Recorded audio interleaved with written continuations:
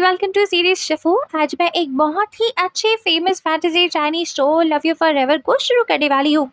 कहानी शी यान किंगडम में शुरू होती है, जहाँ हमें दो बच्चों को दिखाया जाता है। ये लोग भाई बहन लगते हैं, पर ऐसा कुछ है नहीं। लड़का बुक्स में ज्यादा इंटरेस्ट लेता है और लड़की खेल कूद वगैरह में। इसके बावजूद लड़की ज्यादा पावरफुल होती है। वो लड़के से ज्यादा अच्छा मैजिक कर पाती है, मार्शल आर्ट्स कर पाती है। बच्ची का नाम शाओ याओ है और बच्चे का सांगशुआन। इनके रिलेशनशिप को बेहतर समझाऊं तो शाओ चूल्हा जुड़ रही होती है और सांगशुआन की अटेंशन खुद की तरफ लाना चाह रही होती है, पर सांगशुआन ध्यान बुक्स पर ही रखता है। शाओ आकर उसे बहस करती है कि वो इसे बड़ी बहन कहकर बुलाए, क्योंकि वो ज्यादा पावरफुल है और जो ज्यादा पावरफुल होता है उसे रिस्पेक्ट मिलनी चाहिए। सांगशुआन मना कर देता है, तो प्रूव करने के लिए शाओ शर्त लगाती है कि जो भी दरख्त से फूल को जल्दी लेकर आ जाएगा वो जीत जाएगा। शाओ जीत जाती है मगर सांगशुआन मुंह बुलाकर बैठ जाता है। शाओ सांगशुआन को ये उदास रहने नहीं देना चाहती, इसलिए वो अपने एक कीचेन को सांगशुआन को दे देती है। पर सांगशुआन जानता था कि कीचेन शाओ के लिए बहुत ज्यादा इम्पोर्टेंट है, इसलिए वो इस कीचेन को शाओ को ही वापस कर देता है। इस सीन से बताने की कोशिश की गई है कि शाओ और सांगशुआन भले ही एक दूसरे से खेल खेल कर झगड़ा करते हो, पर वो दोनों एक दूसरे की बहुत केयर करते हैं। इनका बॉन्ड बहुत स्ट्रांग है। जिस जगह ये लोग खेल रहे होते हैं वहाँ सांगशुआन की दादी भी मौजूद थी। उसे सांगशुआन जाकर पूछता है कि उसके पेरेंट्स वॉर से कब वापसी लौटेंगे। दादी के जवाब देने से पहले आसमान में काले बादल छा जाते हैं। इतना डार्क हो जाता है कि जैसे रात हो गई हो। बच्चे कुछ समझ नहीं पाते, लेकिन दादी रोने लग जाती है और उनकी तबीयत भी खराब हो जाती है। नेक्स्ट सीन में पता चलता है कि उन काले बादलों का अचानक आना हिंट थी कि लड़के के पापा मर चुके हैं। उनके फ्यूनरल को अटेंड करने बहुत सारे लोग आए हैं। यहाँ शाओ की मॉम को भी पहली बार दिखाया जाता है। एक्चुअली सभी को पहली बार दिखाया जाता है, जैसे किंगडम के राजा और यहाँ के बाकी प्रिंस वगैरह। वहाँ फ्यूनरल में सांगशुआन के डैड की टोम को बंद करने का टाइम हो गया था, पर सांगशुआन की मॉम का कोई आता पता ही नहीं था।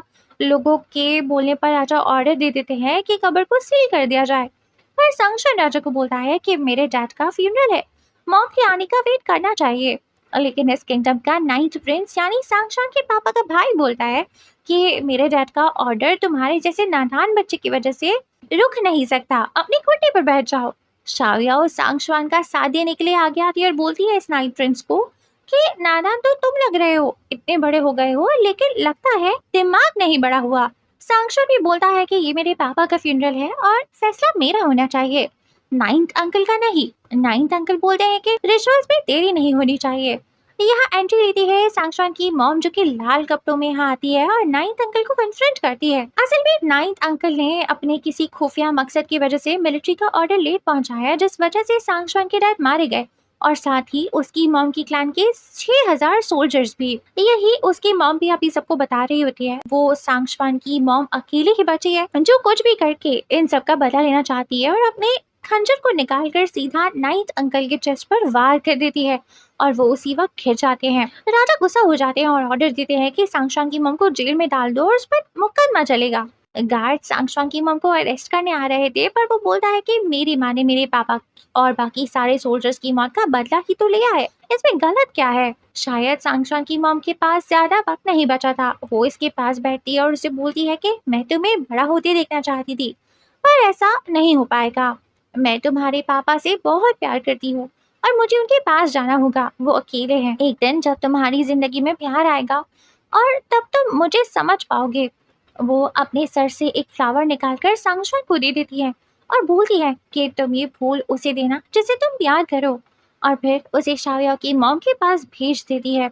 उसे बोलती है कि वो सांगशुआन का ध्यान रखे, फिर खुद भी उस खंजर से अपने चेस्ट पे वार करती है और सांगशुआन के डैड की टूम के अंदर चली जाती है। टूम अब लॉक हो जाती है। बच्चे बहुत रोते हैं। सांगशुआन तो टूम पे जाकर बहुत ज्यादा रोता है और रो रो के बुरा हाल हो जाता है उसका।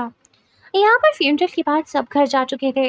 सांगशुआन अपने कमरे में अकेला बैठा था, उदास था। उसके पास शाओ याओ कुछ मीठे फूल लेकर आती है। जब सांगशुआन उसे खाता है तो उसे वो फूल मीठे ही नहीं लगते, कड़वे लगते हैं।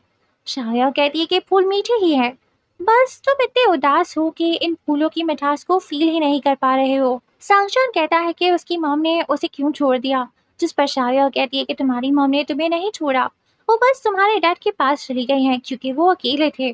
सांगशान बोलता है कि मैं भी तो यहाँ अकेला हूँ। जिस पर शाओया बोलती है कि तुम्हारे साथ तो दादी है, मेरी मॉम है, मैं भी तो हूँ। फिर वो उसे दिल खोल कर रोने को बोलती है। वो कहती है कि रो लेने से तुम्हारा दिल हल्का हो जाएगा।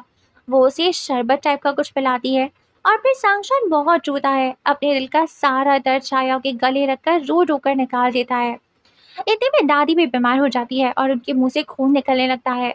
वो शाओया की मॉम से कहकर दोनों बच्चों को यहाँ आने को बोलती है। दोनों बच्चे यहाँ आते हैं। दादी सांगशान को बोलती है कि तुम्हें शाओया का ख्याल रखना है और तुम दोनों को हमेशा साथ रहना है ताकि तुम्हें कोई भी bully ना कर पाए। शाओया बोलती है कि मेरे होते हुए कोई सांगशान को bully नहीं कर पाएगा। ये दोनों बच्चे दादी से कॉन्वर्सेशन करते हुए रो रहे थे। दादी इन्हें एक वादा करने को बोलती है।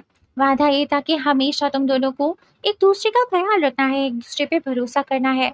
जैसे ही बच्चे वादा करते हैं, दादी के चेहरे पर एक हल्की सी मुस्कान आती है, ये सुकून आता है।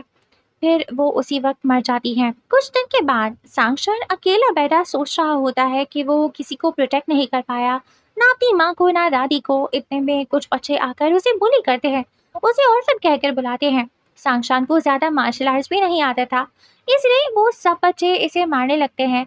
पर यहाँ शाहिया आ जाती है और इन सबको डांटती है, बोलती है कि उनकी हिम्मत कैसे हुई सांगशान को बुली करने की, और फिर सबको बहुत मारती है और बाद में सांगशान को अपनी बैग पर बिठाकर ले जाती है।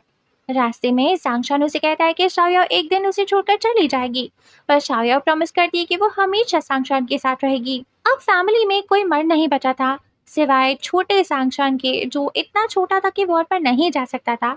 इसलिए प्रिंसेस यानी शाओया की मॉम को आर्मी लीड करने के लिए जाना पड़ रहा है। जाने से पहले प्रिंसेस सांगशान को एक खंजर देती है। वो कहती है कि ये खंजर हावलिन के राजा ने तुम्हारे मॉम डैड की शादी पर उन्हें गिफ्ट दिया था। तुम्हारी मॉम ने इसी खंजर से अपनी जान भी ली है। अब ये खंजर तुम्हारा हुआ। वो सांगशान को शाओया का ख्याल रखने को भी बोलती है।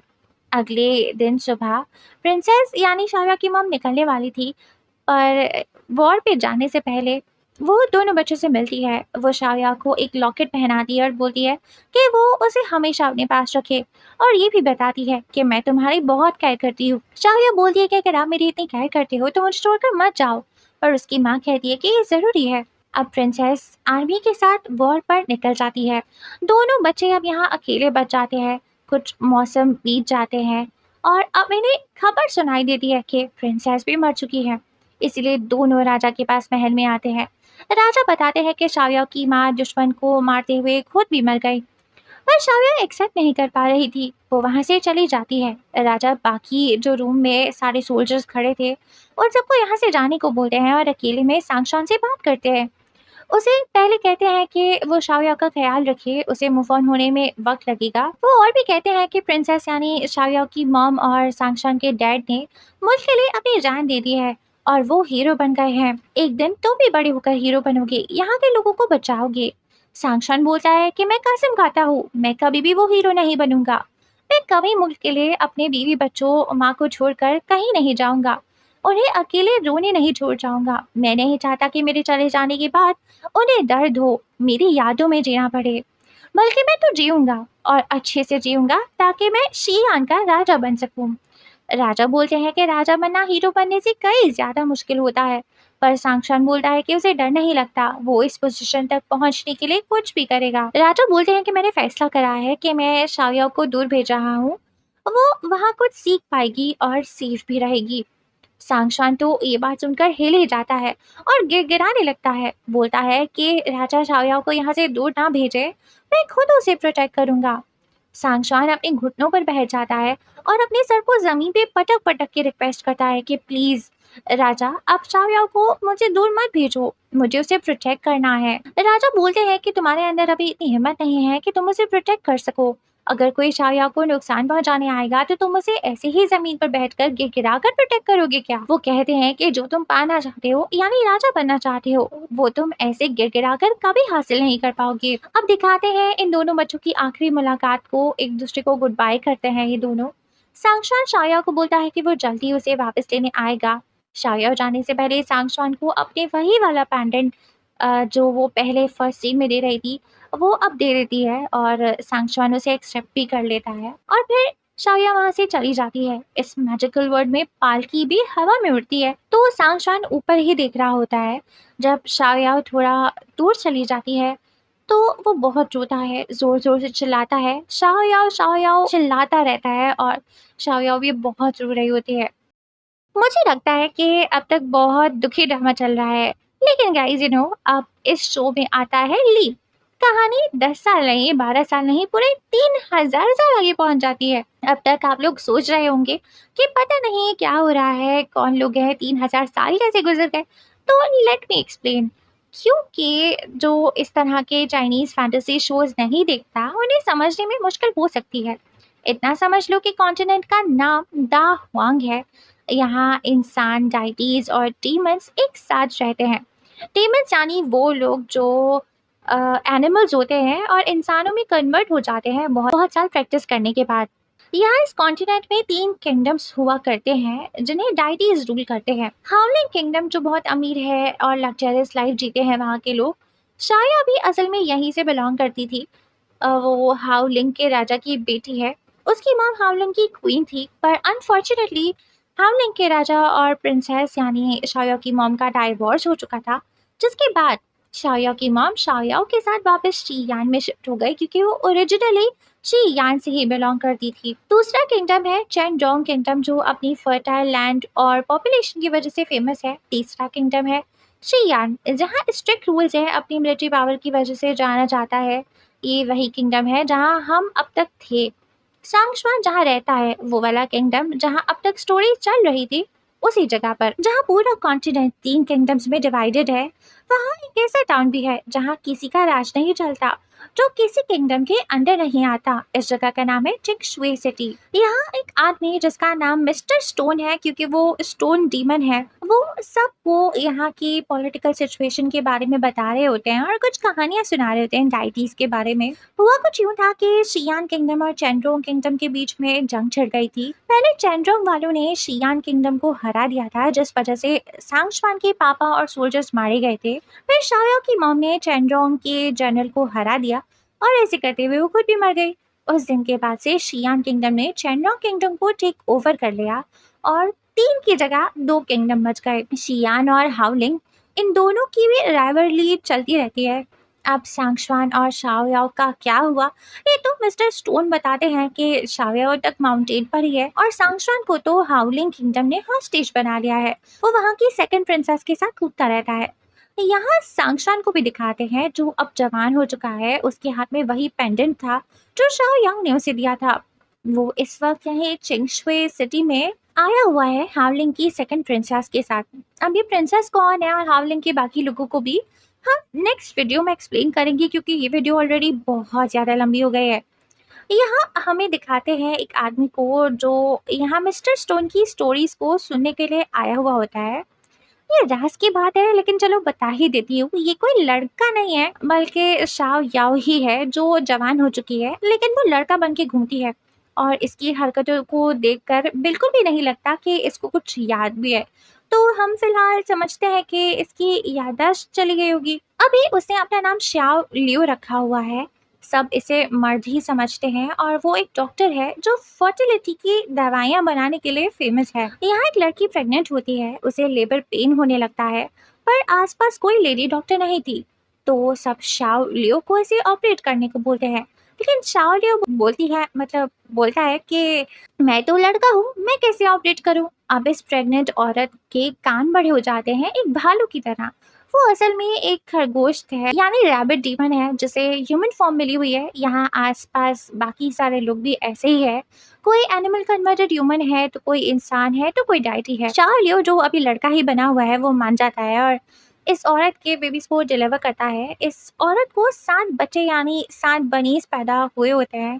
एपिसोड 1 यहीं पे खत्म हो जाता है। गाइस, अगर आपको ये वीडियो पसंद आई है और आप चाहते हैं कि इसके आगे के एपिसोड्स की भी वीडियो बने, तो चैनल को सब्सक्राइब करना ना भूलें। हमें कमेंट्स में बताएं कि आप नेक्स्ट एपिसोड को देखना चाहते हैं या नहीं। Good bye.